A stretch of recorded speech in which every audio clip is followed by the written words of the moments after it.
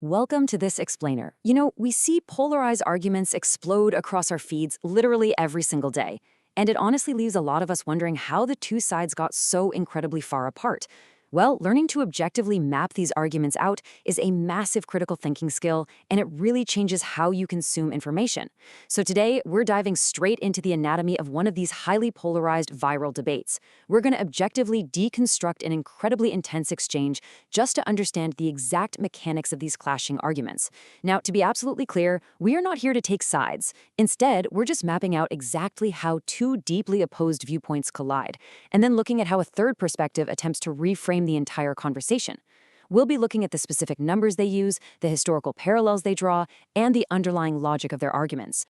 Okay, let's just quickly run through our roadmap for today. 1. The ideological war question. 2. The irrelevant majority argument. 3. Historical parallels presented. 4. Tone policing versus accountability. And 5. The cost of speaking out. Let's kick things off with Section 1, the ideological war question, and Sabah Ahmed's opening premise. So the inciting incident of this entire exchange comes from a law student at American University named Sabah Ahmed.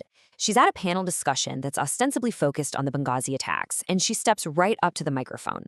Her goal here is to challenge the panel on their strategy, their rhetoric, and what she perceives as a total lack of representation for the massive global Muslim population. To lay the groundwork for this challenge, Ahmed cites two really key figures. She states there are 1.8 billion followers of Islam globally and over 8 million Muslim Americans. By establishing that massive demographic scale, she poses a fundamental strategic question to the panel. She basically asks how a war against a jihadist ideology can ever actually be won if the focus is purely physical. If radicalism is an ideology, she argues, how can you possibly defeat it without addressing it on an ideological battlefield? And that right there brilliantly highlights the core tension of her opening argument. She's pitting the physical mechanics of warfare, military action, directly against the necessity of ideological combat, which is fighting ideas with ideas. For Ahmed, the sheer scale of the peaceful Muslim population makes a purely militaristic approach to extremist ideology not just flawed, but strategically impossible to win. She's asking for a total shift in the battlefield. And honestly, recognizing how an argument pivots between physical action and ideological framing is an absolutely crucial critical thinking skill when you're deconstructing these complex geopolitical debates. Moving right along to Section 2, the irrelevant majority argument and Brigitte Gabriel's rebuttal. In response to this, panelist Brigitte Gabriel takes the microphone and she delivers a rebuttal that completely reframes the terms of the debate. Instead of answering the question about how to fight ideologically, she shifts the focus entirely away from Ahmed's peaceful majority and narrows it strictly onto the extremist faction. To do this, Gabriel brings in her own statistics. She works from a baseline of 1.2 billion Muslims globally, and she readily concedes that the vast majority, about 75%, are peaceful. However, she states that intelligence services estimate the radical portion to be somewhere between 15 to 25%. Now, when you actually do the math on that 15 to 25%, Gabriel points out that you are looking at roughly 180 to 300 million people. To put that into perspective, she notes that this radical fraction is roughly the size of the entire population of the United States. So, the absolute crucial point in Gabriel's counterargument is this exact sentiment. She acknowledges the peaceful majority, sure, but argues that mathematically and practically it just does not mitigate the threat. This is a fascinating rhetorical strategy because it literally shifts the denominator of the argument. By reframing the focus away from the massive passive majority and onto the active threat, she fundamentally changes the math of the debate. A minority of 180 to 300 million people dedicated to destruction is, in her view, a catastrophic danger. That takes us to Section 3, historical parallels presented, or the peaceful majority were irrelevant. To really anchor this statistical claim, Gabriel rapidly deploys a whole series of historical analogies. Her goal here is to prove a historical precedent that radical, violent fringes consistently dictate the outcomes of history, entirely regardless of how peaceful the broader population might be. She points out that most Germans were peaceful, yet the Nazi agenda resulted in 60 million deaths, including 6 million Jews. She states most Russians were peaceful, yet 20 million died. Most Chinese were peaceful, yet 70 million died. And most Japanese prior to World War II were peaceful, yet their military killed 12 million across Southeast Asia. And after every single one of these historical examples, Gabriel repeats the exact same phrase. The peaceful majority were irrelevant.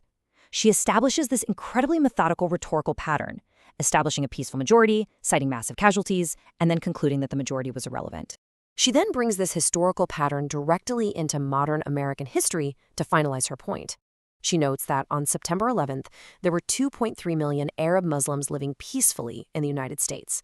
But it only took 19 radical hijackers to destroy the World Trade Center, attack the Pentagon, and kill almost 3,000 Americans. Bringing the analogy into recent domestic history is a super potent rhetorical tactic.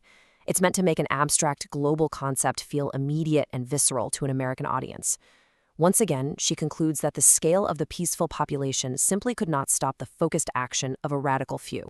All right, Section 4, Tone Policing versus Accountability, and the commentator's synthesis. Let's see how this all builds by introducing a third voice from our source material. This is a commentator who watches the exchange between Ahmed and Gabriel, but instead of jumping into the statistics of radicalism, he steps back and offers a meta-analysis. The commentator asserts that the law student's initial question wasn't actually about strategy at all. He says it was an exercise in tone policing. He defines this as a tactic where individuals focus purely on criticizing the speech, the rhetoric, or the lack of flowery language used by conservatives when discussing extremism. Instead of addressing the core issue of terrorism, he argues, these activists are just trying to police how people are actually allowed to talk about it. He draws a really sharp contrast here. He claims that right now, activists take what he calls the easy coward's way out by confronting conservatives in public forums and criticizing right-leaning speech. But true ideological warfare, he argues, requires something much more direct. He asserts that activists should be going into their own Muslim communities and asking what they are doing to weed out radical ideology right in their own backyards. Which brings us to Section 5, the cost of speaking out and the danger of internal policing. So this brings us to the commentator's theory on exactly why these activists avoid doing that internal policing. I mean, why challenge conservative panels instead of challenging radicalism within their own communities? Well, according to the commentator, it comes down to one stark reality: physical danger. To illustrate what true internal ideological combat looks like, he introduces a real-world figure known as the Imam of Peace. This is a practicing Muslim imam whose primary message is directed specifically at the Muslim community, openly and harshly condemning radical Islamic terrorism. He represents exactly what the commentator claims the student activist is failing to do, which is taking on massive personal physical risk. Get this. The commentator points out that because the Imam of Peace speaks out internally against radicalism, he requires a 7 to 10 person security detail around him at all times. I mean, imagine needing a 10-person security detail just to speak your mind in your own neighborhood. This number serves as stark, undeniable proof of the commentator's premise. Taking the message of anti-radicalism into your own community isn't just difficult, it places a massive, life-threatening target right on your back. Using this extreme physical risk as his baseline, the commentator completely dismisses the student's initial challenge. He declares that unless activists are willing to be genuinely bold, to put that target on their own backs and face the exact same dangers as the Imam of Peace, then their criticisms of conservative rhetoric are entirely invalid. If you aren't willing to risk your own safety to police your own community, he argues, you really have no standing to police the language of others. And that brings us to the core philosophical clash at the heart of this entire source material. So we're going to leave you with this final thought to consider, based on the arguments we've deconstructed today. In the battle against radicalization, does the burden of ideological combat fall on external forces and military strategy, or does it fall entirely on the internal community demanding they police themselves even at great personal physical risk? It's a really heavy question, and understanding how these arguments are constructed is the very first step to unpacking it all. Thanks so much for joining me for this explainer. Keep learning, and I'll see you next time.